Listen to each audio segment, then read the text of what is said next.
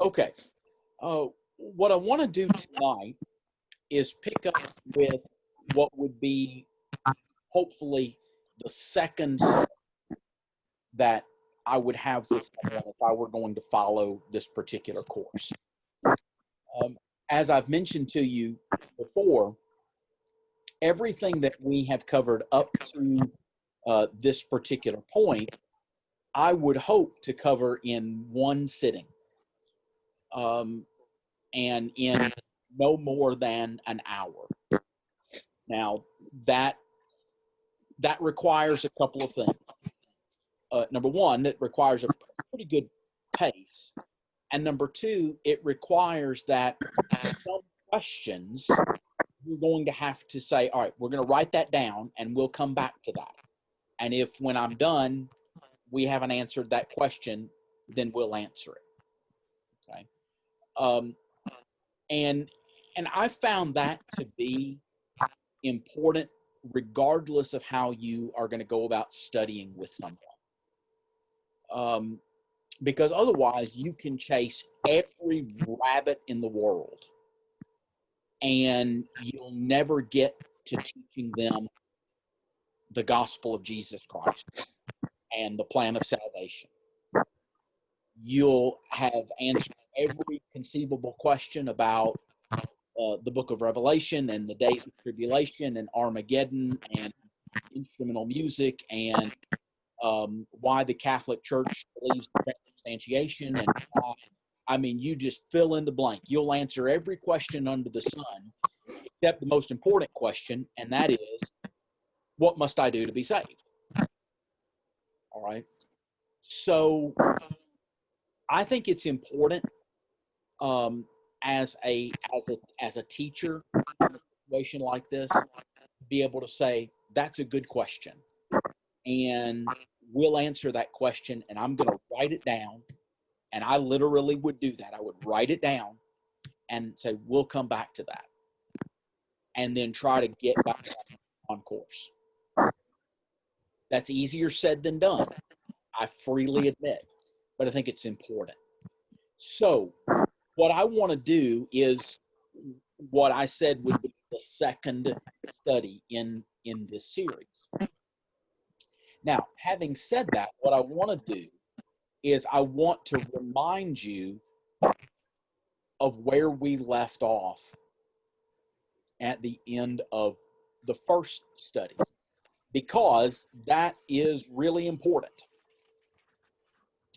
The last question that we asked is not that. That was question 16. All right. The last question that we asked as we closed the previous study was, can we worship God any way we want and please Him? If you want to substitute the word serve God, that's fine. The word serve is maybe a little bit broader and encompass a little bit more. I think it does. But that's the essence of the question. Can we do whatever we want and expect that God's going to be pleased?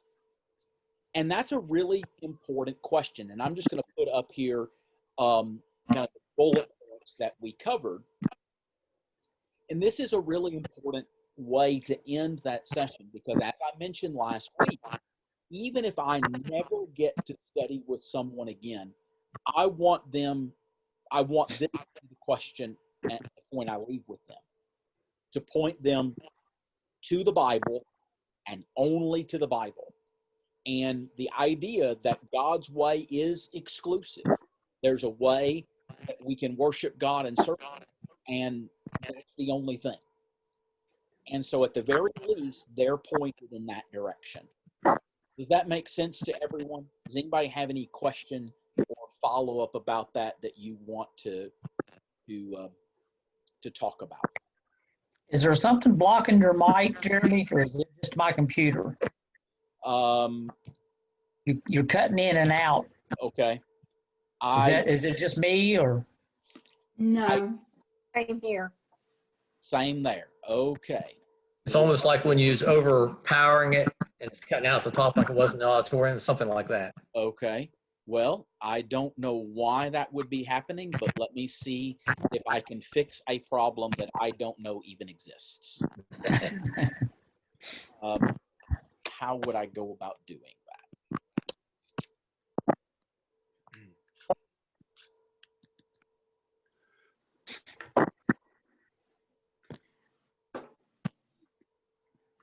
Yeah, we can hear you. It's just you can get Okay. go. Yeah, Just as a I have bar no idea. sometimes. I've not done anything different with my computer. The software issue I was referring to was on my iPad over here with my notes. So, sorry, I don't know. Yeah.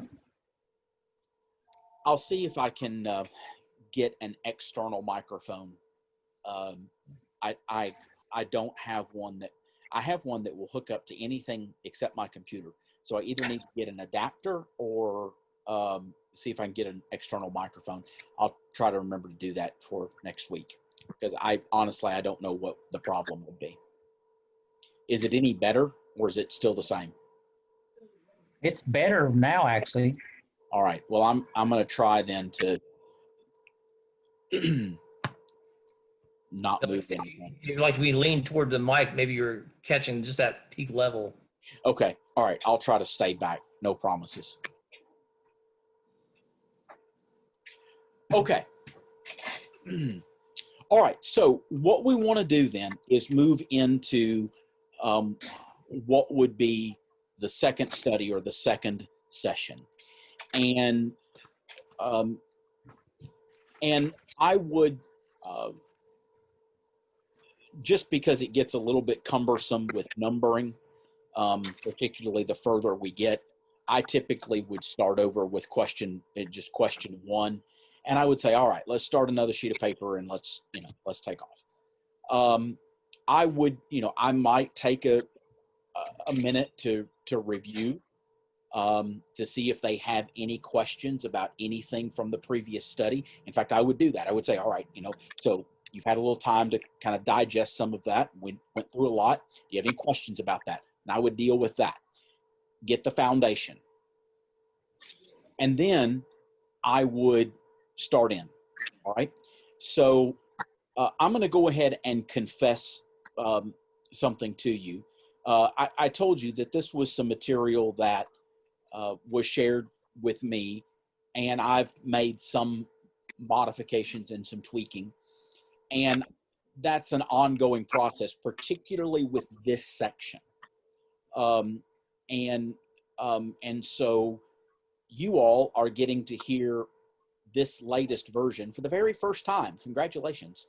And so you all can give me some feedback in terms of how it works together and if it all makes sense. So question one for the second section: what do people call themselves religiously? And I just ask them that.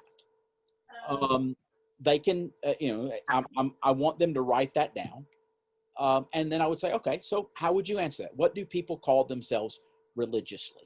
Now, I want you just for a moment to take off your member of the Church of Christ hat, okay? I want you to set that aside for just a moment.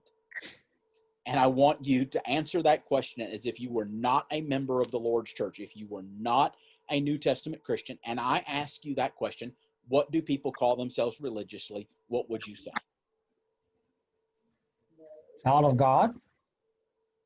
Okay. Christian. Christian.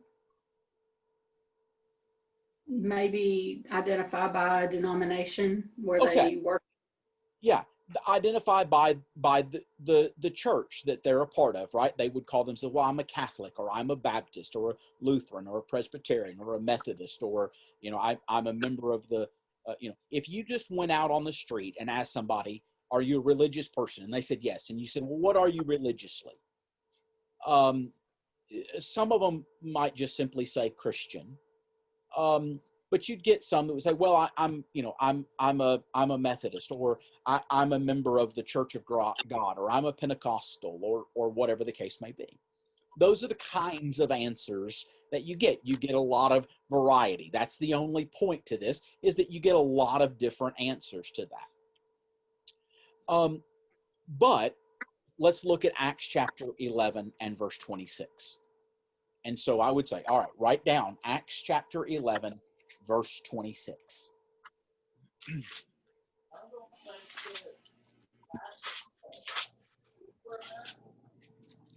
All right, Acts 11, verse 26.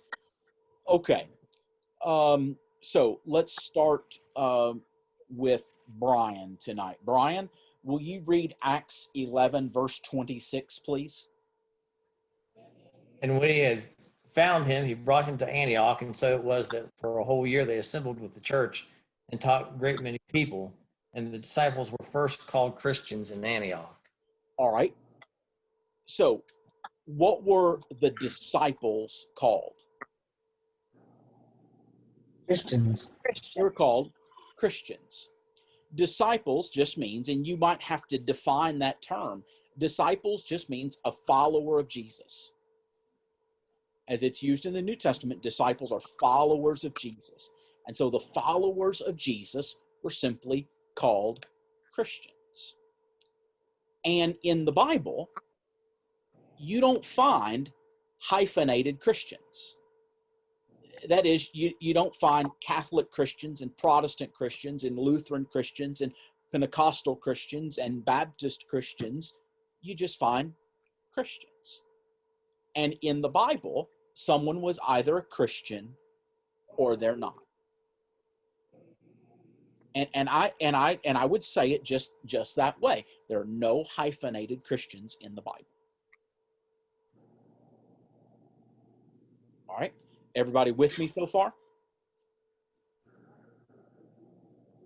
All right. So, question 2. Question 2. How many churches are there? So again, take off your hat as a Christian for just a moment. And if you were just to ask someone, how many churches are there? What would they tell you? Several. There's a bunch, right? There are literally hundreds and thousands, and they have all kinds of different names, and you could even say, just name some of them, right? And you would go through the same list. Well, there's the Christian church, and there's the Catholic church, and there's the Episcopalian church, and there's the Church of God, and then there's the Church of or the Pentecostal church, and the right. So, and they would say, well, there's hundreds, there's thousands. But then I would say, all right, now here's the follow-up question to that. But what does the Bible say? All right, I would let them answer the first part. And then I would say, okay, now here's the follow-up question. I want you to write this down. But what does the Bible say? And then write down the reference, Matthew chapter 16, verses 13 through 18. Now, Matthew chapter 16, verses 13 through 18. Now, I'm going to say one thing to you, that throughout this entire series, we're using passages that are probably extraordinarily familiar to all of us. We've heard them, we've read them, and in a lot of cases, we could probably quote them from memory. Okay?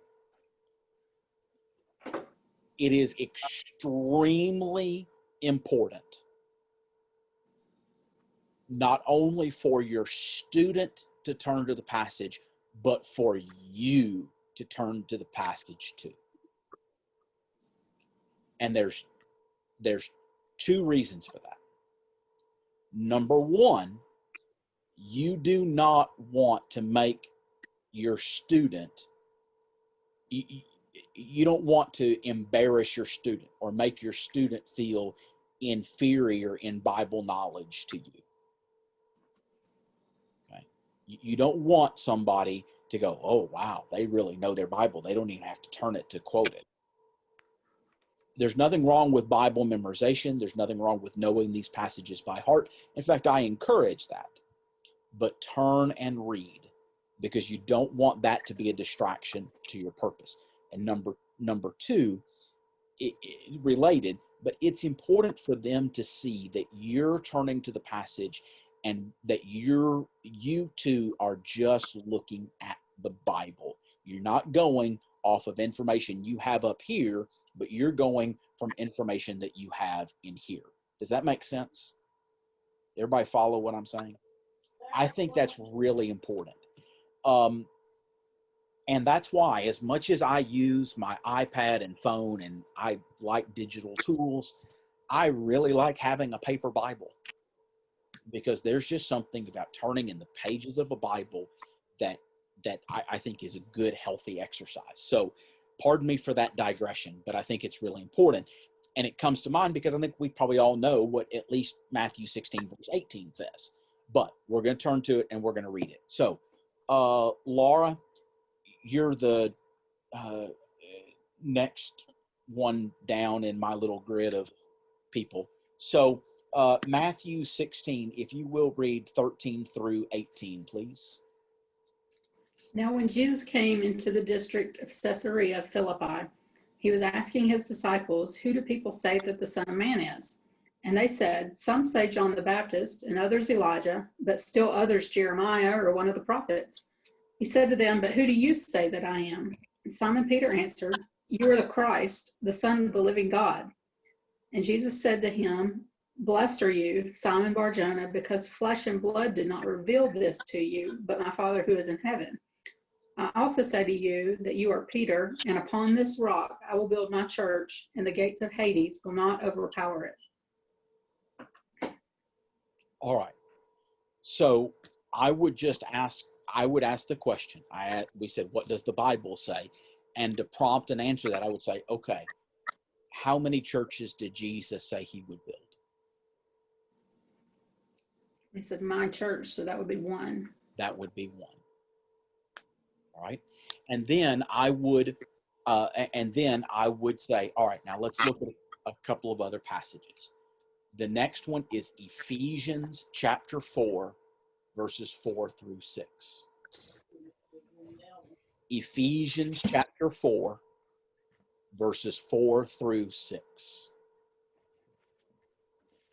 All right.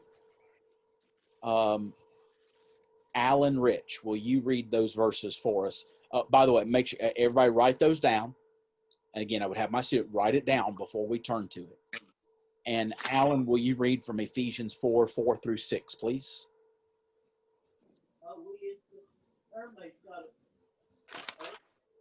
Ephesians 4, verse 4, there is one body and one spirit, just as you were called in one hope of your calling, one Lord, one faith, one baptism, one God and Father of all, who is above all and through all and in you all.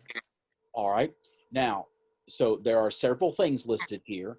And of those things, what does he say about all of them? One. There's one. All right. And the very first one that's listed, what does it say? One body. One body. Okay. Now, I want you to remember that for just a moment. Now, just turn back a page or two in your Bible. Kathy, will you read Ephesians chapter 1, verses 22 through 23? Yes. Ephesians 1, 22 and 23. 22. And hath put all things under his feet, and gave him to be the head over all things to the church, which is his body, the fullness of him that filleth all in all. All right. So according to those verses, what is the body?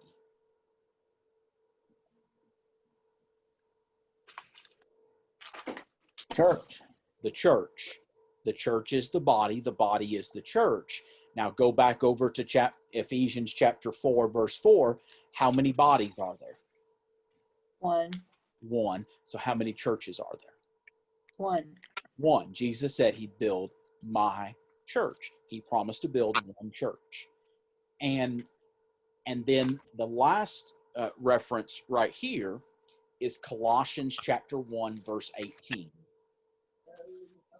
Colossians chapter 1, verse 18. All right. Vicky, will you read that for us, please? Okay. Colossians 1:18. And he is the head of the body, the church, who is the beginning, the firstborn from the dead, that in all things he may have the preeminence. All right. So he is the head of the what? The body, the church. Body, which is the church. And are those words singular or plural? Singular. They're okay. So it and the Colossians 1:18, you may or may not use that because it is repetitive, but it just emphasizes the relationship of those two words, body and church, and the singularity of both of those. All right. And then the last point I would make in this section is 1 Corinthians chapter 1. 1 Corinthians chapter 1 and verse 10. And I would probably just have them write that down and turn over to that and read it and then make this point. I need to reorder my slide there, but 1 Corinthians chapter 1, verse 10. Tom, will you read that for us, please? Yes. Now I beseech you, brethren, by the name of our Lord Jesus Christ, that ye all speak the same thing, and that there be no divisions among you, but that ye be perfectly joined together in the same mind and in the same judgment. All right. So the Bible says there's one church. Jesus promised to build one church. And Ephesians chapter 4 says there's one body, there's one church. And in 1 Corinthians chapter 1, verse 10, the point is that there should be no division in that one church. That one church ought to be a united body. All right. Everybody with me so far? All right. Anybody need me to wait a minute to write any of that down? All right. Moving on. All right. Question 3. Who is the head of this church? Who is the head of this church? And the reference is Ephesians chapter 1, verses 22 and 23. So we're going to go back to that. And even though we just read it, we're going to read it again with a student. I know we just read this, but I want to go back and I want to read it again, because this time we're making another point from the same passage, but we're making a different point. All right. So I can't tell. I think I see Ella Bekejan, but I don't know who else is in that room. So Ella, I'm going to pick on you. Okay. Can you read for me, please? Yes, she There's the other girls. All right. Okay, Ella, I would like for you to read Ephesians chapter 1, verses 22 through 23, please. Yeah. And he put the things under his feet and gave him to be the head over all things to the church, which is body of the fullness of him who fills all in all. All right, good. So, who is the head of the church? He. Who is he? Well, we have to back up just a little bit, don't we? If you back up to verse 20, who's it talking about? Christ. Right. Right. That's right. And so I would tie this in with what we talked about before, that it's Christ. He's the head of the church. And so to whom does the church belong? It belongs to Christ. He's the head of it. All right. Everybody with me so far? Yep. Any questions? All right. So question number 4. what is the church called? What is the church called? All right. Well, let's go back to Matthew chapter 16. And really, we just need to look at verse 18 this time. And I would say, all right, let's go back to Matthew chapter 16 and verse 18 and say, all right, what did Jesus call it? My. Okay, my church, right? Yeah. He just used the word church, my church. And most of the time in the Bible, and this is the point I would make, I would say most of the time in the Bible, it's just called the church. Most of the time, that's all it's called. It's called the church. But sometimes it is referred to a little bit differently, and we want to talk about that. Now, this is where, I'm telling you, this is where that this particular part of the study gets a little bit complicated, and you have to be patient with it, okay? I can't, I'm trying to get stuff. Is any part of the text covered for you all? Can you see all of that? Okay. All right. So what I would say is, now there are two ways that the Bible uses the word church. All right. And I wouldn't have them write all of this down. This is for your benefit. Okay. Sometimes it's just called, most of the time it's just called the church. But there are two ways that the Bible talks about the church. One is talking about it universally, that is, what is the church in the big sense, all right? The church that Jesus said he came to build. When we say there's one church, we're talking about the church in the big sense, in the singular sense. And then sometimes we're talking about the church in individual places. So there might be a church here and a church there and a church in different cities or in different places. And in that sense, sometimes the Bible talks about the church there being plural or multiple churches. Okay? So you kind of have to give a little bit of explanation about the way the Bible uses the word church. And this is going to be important going forward here in just a moment. So when we're talking about the church, all right, when we're talking about Jesus said, I will build my church. And when we talk about one church, how does the Bible, what is it called in that sense? All right.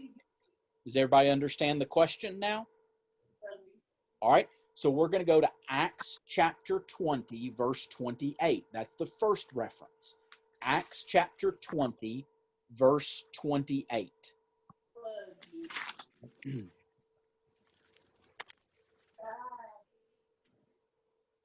All right, everybody got that written down?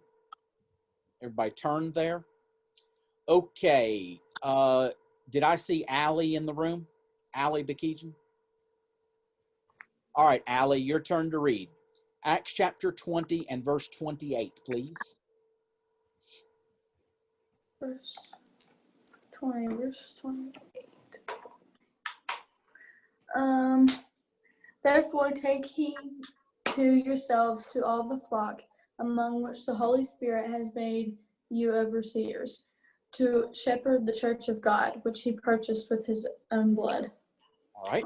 So here, what is the church called? The church of God. The church of God, which he purchased with his blood. Who purchased it with his blood? Jesus. He did. Jesus. But who shed his blood for the church? Jesus. Jesus did. And so here, God actually refers to Jesus Christ. Okay? The church of God, which he purchased with his own blood. So sometimes the church is called the church of God or the church of Jesus or the Church of Christ, talking about it belonging to him because he purchased it. He bought it. It belongs to him. Right? All right, let's go to our next reference. Galatians chapter 1, verse 13.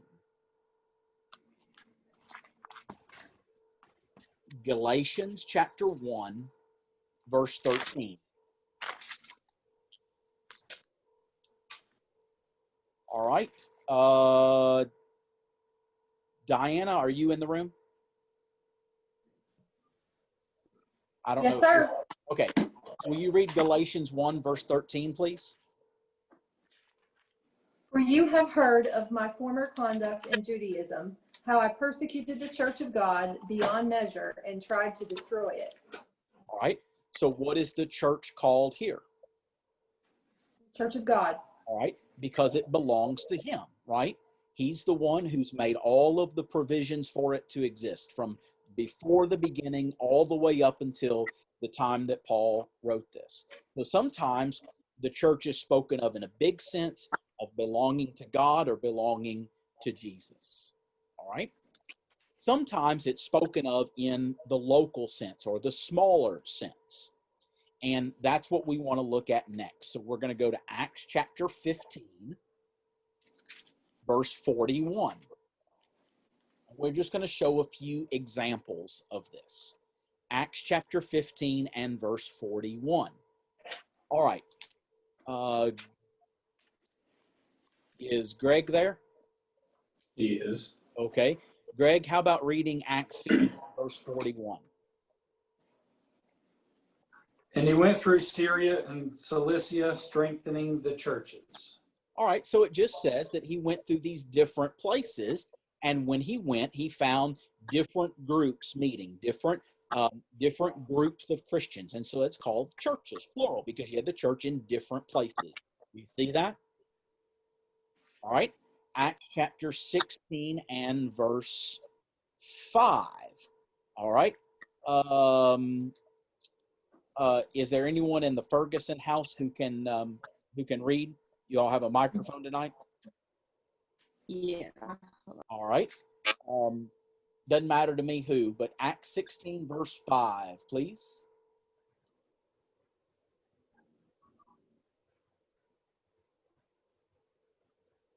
Oh, and picture.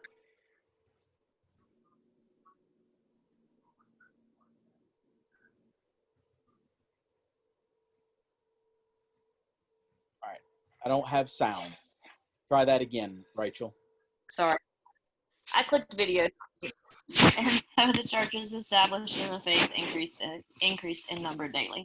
All right. So again, it just talks about churches, plural, the churches in different places. Okay.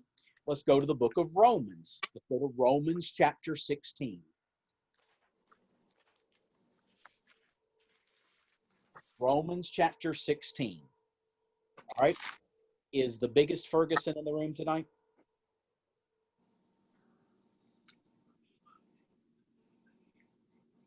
No, he's not No. feeling good. All right. And I don't think Jim has a microphone. So we'll go back up and kind of start the cycle over again.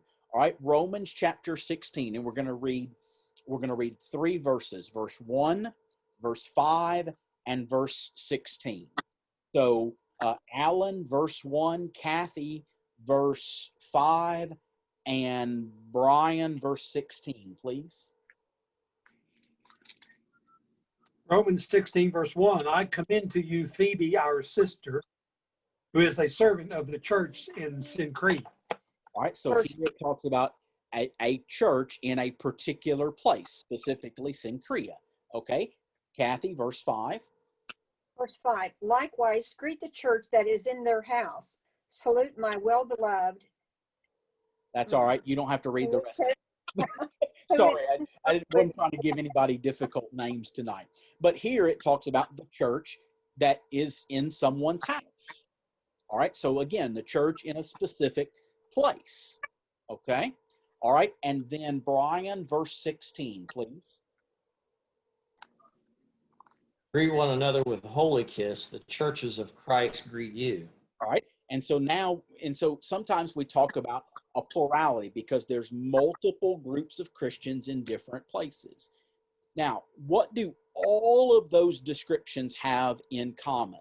Whether we're talking about the church in the big sense or the church in the little sense in a local place, what do all of those have in common?